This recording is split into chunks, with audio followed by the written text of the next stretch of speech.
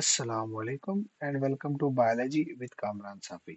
आज हम लोग पढ़ेंगे गैसियस एक्सचेंज इन प्लांट्स के प्लांट्स के अंदर गैसेस का एक्सचेंज कैसे होता है। आपको पता है कि प्लांट के अंदर भी जो है वो जिंदगी के वाइटल जितने भी प्रोसेसेस हैं लाइक सेलुलर रेस्पिरेशन हो गई, फोटोसिंथेसिस हो गई, ये हो रही होती है और इन दोनों के लिए क्या चाहिए, एक्सचेंज ऑफ गैसेस का होना जरूरी है। जैसे कि मिसाल के तौर पर सेलुलर रेस्पिरेशन, तो आपको पता है कि हर जिंदा चीज को सेलुलर रेस्पिरेशन की जरूरत है, क्योंकि सेलुलर रेस्पिरेशन ही वो प्रोसेस है जिसके थ्रू एक ऑर्गेनिज्म अपनी जितनी भी एनर्जी रिक्वायर्ड होती है वो बनाता है। जिसके अंदर होता बेसिकली क्या, सेलुलर रेस्पिरेशन में एक ग्लूकोज का मॉलिक्यूल टूटता है। हम लोग एरोबिक की बात कर रहे हैं, किस चीज की प्रेजेंस में, ऑक्सीजन की प्रेजेंस में, और बनाते हैं कार्बन डाइऑक्साइड और वाटर। अब यहाँ पर देखो, ये जो कार्बन डाइऑक्साइड है रिलीज हो रही है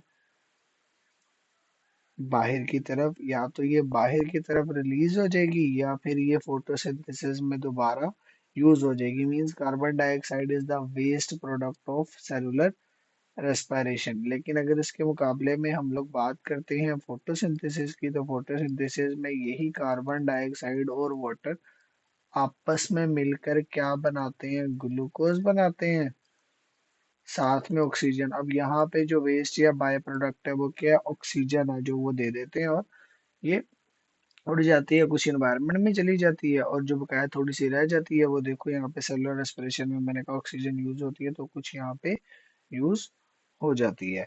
अब दिन के टाइम पे क्या होता है, अब दिन के टाइम पे एक चीज नोट करो, जब दिन है, सूरज की रोशनी अच्छी खासी है, तो इस टाइम पे फोटोसिंथेसिस का रेट बहुत हाई होता है।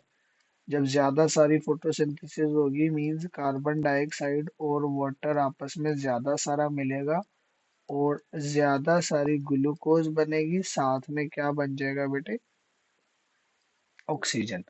अब इसके लिए ज्यादा कार्बन डाइऑक्साइड चाहिए, तो इन्वायरमेंट से बहुत सारी कार्बन डाइऑक्साइड ये ले लेंगे, और जब ज्यादा कार्बन डाइऑक्साइड लेंगे, ज्यादा फोटोसिंथेसिस होगी, तो ज्यादा ऑक्सीजन बनेगी, वो भी ये रिलीज कर देंगे। लेकिन एक बात याद रखें कि सेलुलर रेस्पिरेशन हर वक्त एक लिविंग ऑर्गेनिज्म में हो रही होती है। प्लांट में cellular respiration almost same rate पे रहती है दिन और रात को, क्योंकि प्लांट को कौन सा मूव करना है, दौड़ना है या और कुछ ऐसा करना है कि सेलुलर रेस्पिरेशन का रेट ऊपर नीचे होता है। जैसे हमारी एनर्जी की नीड बढ़ती कम होती रहती है, प्लांट में ऐसा नहीं होता, ऑलमोस्ट सेम ही रहती है। तो प्लांट में सेलुलर रेस्पिरेशन अगर दिन को हो रही है तो क्या हो रहा है बेटे, ये जो ग्लूकोज बनी थी उसके अंदर, ये ऑक्सीजन की मौजूदगी में टूटेगी और क्या बन जाएगा, कार्बन डाइऑक्साइड और वाटर।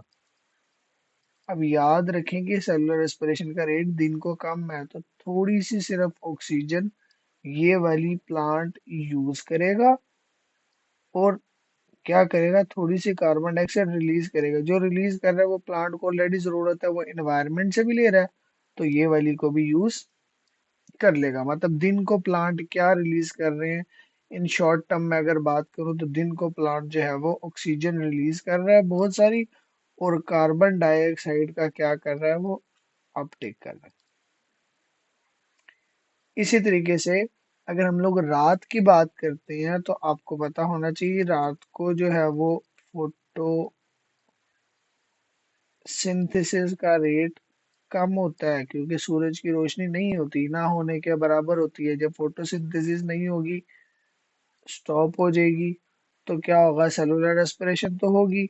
जब सेलुलर रेस्पिरेशन होगी तो क्या होगा, यही ग्लूकोज और ऑक्सीजन आपस में मिलेंगे और क्या बन जाएगा, कार्बन डाइऑक्साइड और वाटर। तो याद रखो कि रात को प्लांट फोटोसिंथेसिस नहीं करते, सिर्फ और सिर्फ सेलुलर रेस्पिरेशन करते हैं। इसलिए प्लांट भी क्या करते हैं, हमारी तरह इन्वायरमेंट से ऑक्सीजन को लेते हैं और रिलीज क्या करते हैं, कार्बन डाई ऑक्साइड कर रहे होते हैं। इसीलिए कहते हैं कि रात को दरख्तों के नीचे नहीं सोना चाहिए।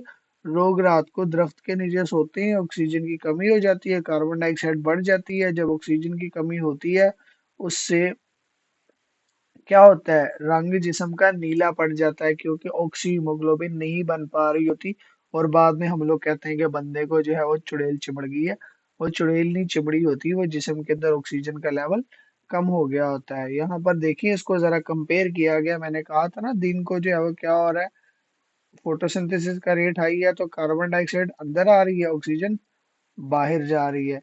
रात को क्या हो रहा है, सेलुलर रेस्पिरेशन का रेट हाई है, जब सेलुलर रेस्पिरेशन का रेट हाई है तो ऑक्सीजन अंदर जा रही है और सेलुलर रेस्पिरेशन में कार्बन डाइऑक्साइड प्रोड्यूस होती है, वो बाहर रिलीज हो रही होती है। ये सारी चीजें डिपेंड करती हैं लाइट की अवेलेबिलिटी पे, क्योंकि लाइट होगी तो फोटोसिंथेसिस होगी, फोटोसिंथेसिस होगी तो ये प्रोसेसेस आपके पास होंगे।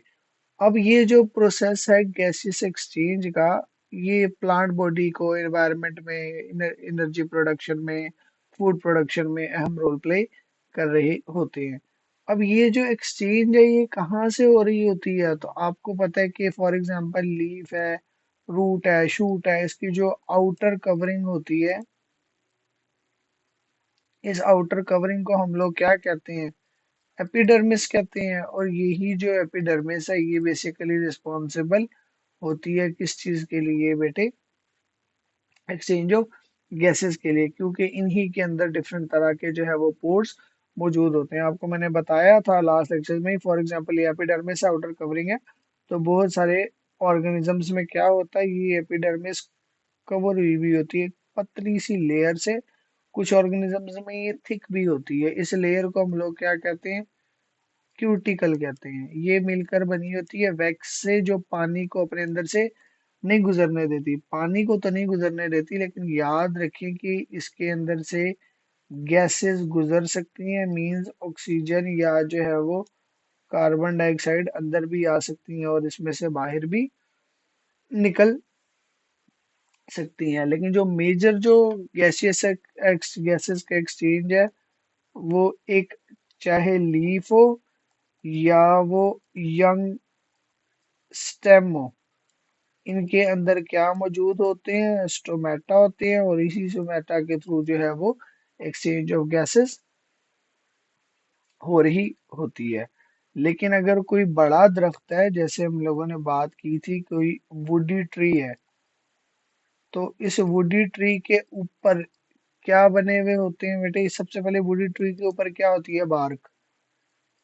इस बार्क के अंदर पोर्स होते हैं, जिन पोर्स का नाम है लेंटी सेल्स। यही लेंटी सेल्स हैं जो यूज होते हैं for the gaseous exchange. Clear हो गया। लेकिन याद रखिए कि लेंटी सेल्स के थ्रू गैसियस एक्सचेंज तो हो रही होती है, लेकिन वो कम होती है। मेन जो गैसियस एक्सचेंज है वो किसके थ्रू होती है, वो स्टोमेटा के थ्रू होती है, क्योंकि स्टोमेटा पत्ते में मौजूद होती है और वही ग्रीन पार्ट होता है, वो वही फोटोसिंथेसिस में अपना रोल प्ले कर रहा होता है। लेकिन इसके अलावा लेंटी सेल्स भी जो है वो गैस बैलेंस और इनर टिश्यूज के साथ जो है वो अंदर लेकर जाने में, क्योंकि इनर टिश्यूज को क्या परफॉर्म करनी होती है, सेलुलर रेस्पिरेशन, तो सेलुलर रेस्पिरेशन के लिए ये इंपॉर्टेंट होते हैं। और याद रखें कि ये most of the time open होते हैं, दिन और रात दोनों को ये ओपन होते हैं बेटे। तो यहाँ पर आपका गैसेस एक्सचेंज कंप्लीट होता है, उम्मीद करता हूँ आपको समझ आ गया होगा। ऐसी ही वीडियोस के लिए बायोलॉजी विद कामरान साफी को सब्सक्राइब कर लें ताकि आपको आगे आने वाली वीडियोस भी मिल सके।